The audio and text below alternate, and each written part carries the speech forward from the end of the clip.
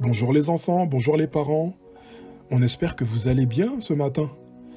En tout cas, nous, on va bien et on est content de pouvoir partager avec vous une réflexion, un passage qui se trouve dans Matthieu 25, des versets 14 à 30. On va découvrir encore une histoire racontée par notre Seigneur Jésus-Christ. Mais avant tout ça, je vous invite à passer un moment dans la prière.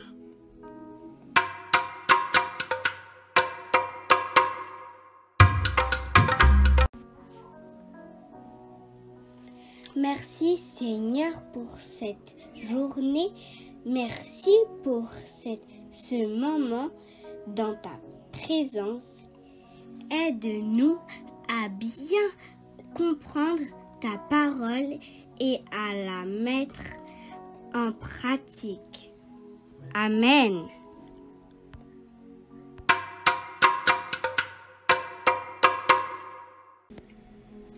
Tu sais, parfois dans la vie, il arrive d'avoir l'impression de ne pas être à la hauteur. On peut être maladroit, ne pas être très bon à l'école ou au sport, on a du mal à se faire des amis. Bref, parfois on se sent un peu nul. Et même pour toi qui as accepté Jésus, ça peut arriver aussi. C'est pas toujours évident, tu peux penser que tu ne seras pas à la hauteur de ce que Jésus attend de toi. Mais la vérité, c'est que Dieu nous a créés tous différents, avec nos caractères, avec nos aptitudes, avec nos capacités. Et donc il nous a donné à tous des capacités dans différents domaines. Et son but, son souhait, c'est qu'on utilise tout cela pour répandre son amour autour de nous et faire en sorte que le plus grand nombre de personnes le connaissent. Et pour cela, on se doit d'être courageux en mettant au service de Dieu justement les dons et les capacités qu'il nous a donnés. Dans Matthieu 25, versets 14 à 30, Jésus raconte une histoire à ses disciples pour leur montrer quelle attitude un de ses serviteurs doit adopter en attendant son retour. Je te laisse donc découvrir cette histoire en vidéo. Bonne vidéo et à tout à l'heure.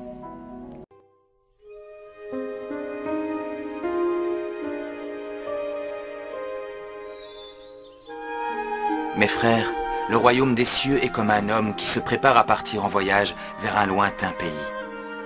Il appelle à lui ses serviteurs et leur confie ses affaires. Écoutez-moi, il y a quelque chose que j'aimerais que vous fassiez pendant mon absence. Je voudrais vous confier la responsabilité de ces précieuses pièces.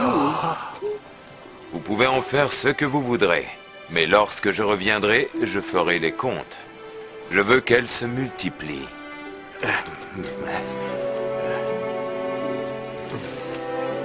Je vous remercie, maître. Tout ce que j'attends de vous, c'est que vous donniez le meilleur de vous-même. Chacun de vous m'est très cher. Vous êtes comme mes enfants. Vous allez bien me manquer.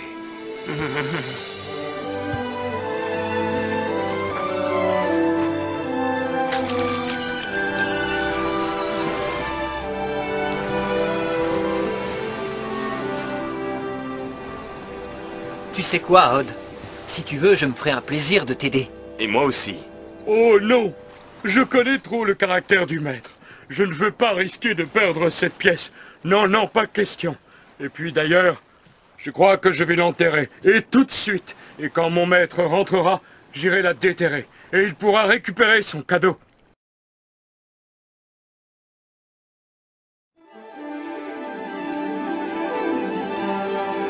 C'est le maître! Le maître est revenu!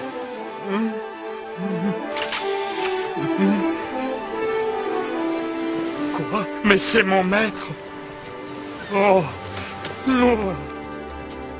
Il est de retour.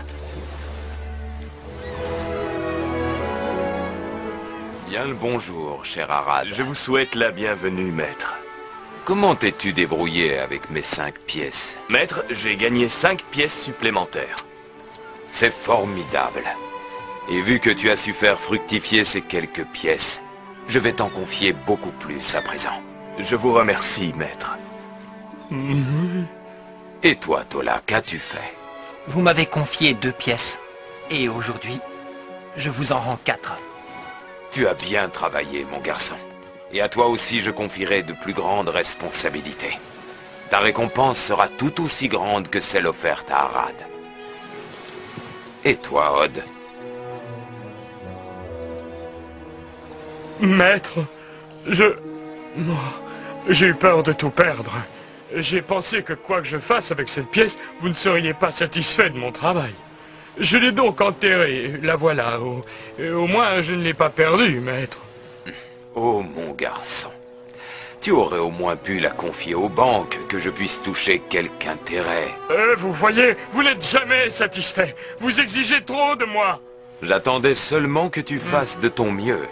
Si tu l'avais fait, tu aurais eu exactement la même récompense que les autres. Je te l'avais pourtant promis, Odd.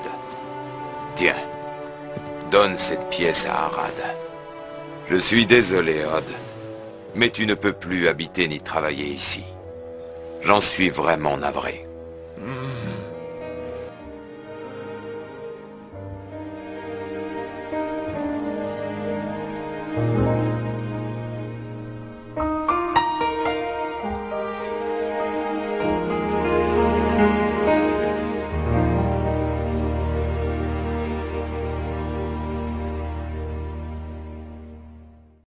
Oh les enfants, mais quelle histoire fabuleuse!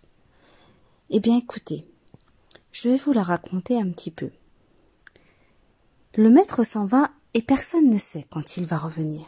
C'est un peu comme Jésus, qui après sa résurrection s'en est allé au ciel et nous a laissés sur la terre avec pour mission d'aller et de faire des nations des disciples en attendant son retour.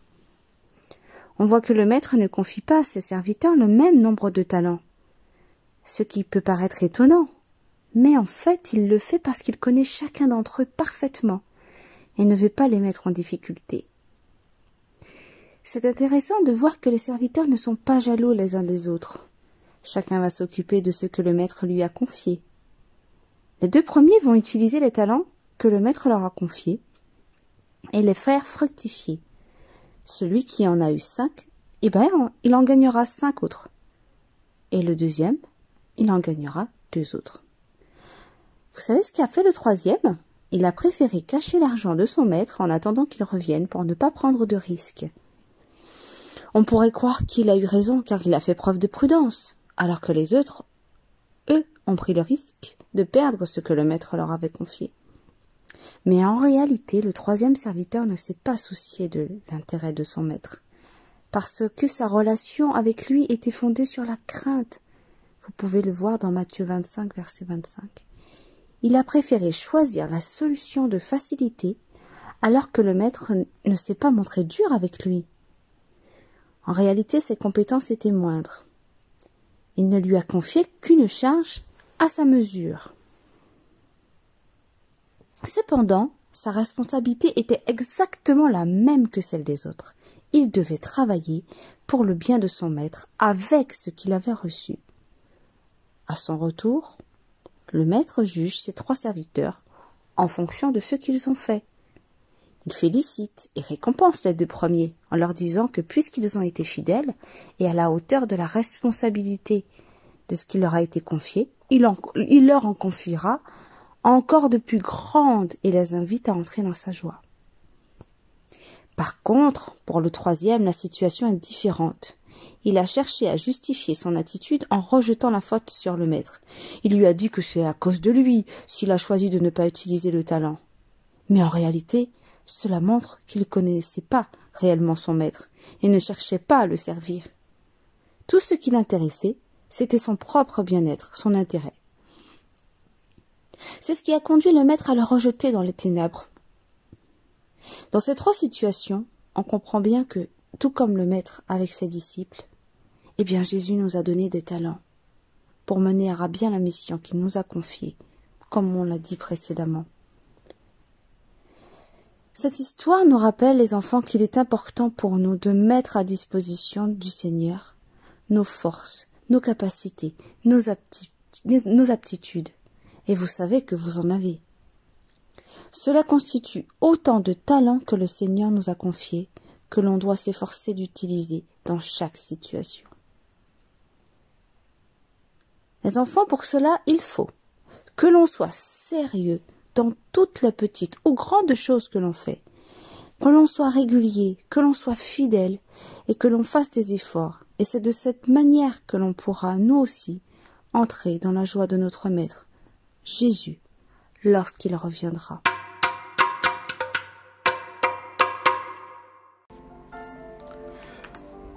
Merci Céline pour ces explications concernant cette leçon. Et merci Seigneur pour ton amour. Ce qu'on peut retenir de ce passage, tout d'abord, on peut remercier Dieu parce que, comme on a pu le voir, qui que l'on soit, Dieu nous a donné à chacun des talents. Et on peut lui demander aussi de nous aider à savoir comment nous en servir de la meilleure des manières possibles.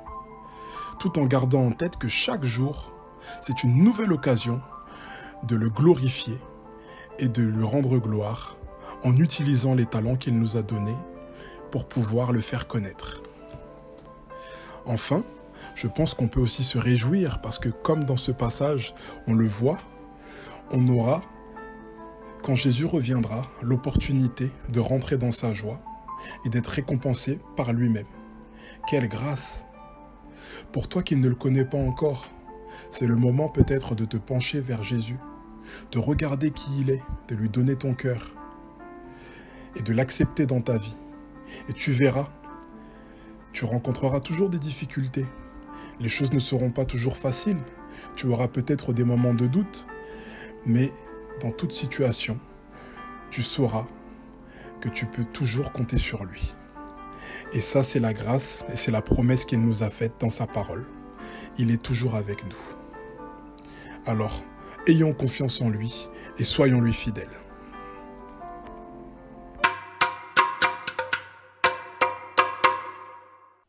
Car à celui qui a, on donnera encore, et il sera dans l'abondance. Mais à celui qui n'a pas, on ôtera même ce qu'il a. Matthieu 25, verset 29. Alors vous l'avez bien compris les enfants, dans Matthieu 25, verset 29, Jésus dit « Car à celui qui a, on donnera encore, et il sera dans l'abondance. Mais à celui qui n'a pas, on ôtera même ce qu'il a. » Ceux qui assument fidèlement les responsabilités que Dieu leur confie auront pour l'éternité le privilège de le servir dans les tâches encore plus importantes. Mais ceux qui ne le servent pas perdront à jamais l'occasion de le faire. En attendant le retour de Jésus, empressons-nous donc d'utiliser toutes nos compétences pour sa gloire et uniquement pour sa gloire. Ceux qui aiment sincèrement Dieu ont envie de le servir jusqu'au bout. Lorsque le dernier jour viendra au retour du Christ, tous ceux qu'il trouvera fidèles entreront dans sa joie insondable, car pour récompense, ils pourront passer l'éternité en sa présence. Alors, retenez bien les enfants, on doit chercher à plaire à Dieu en toutes circonstances. Amen. Merci Seigneur pour la journée que nous allons passer. Merci pour la leçon que nous venons d'entendre. Je sais que tu nous aimes Seigneur et que tu ne fais pas de différence. Tu donnes à tout le monde des talents. Permets que nous soyons sérieux dans tout ce que l'on fait. Au nom de Jésus-Christ, Amen.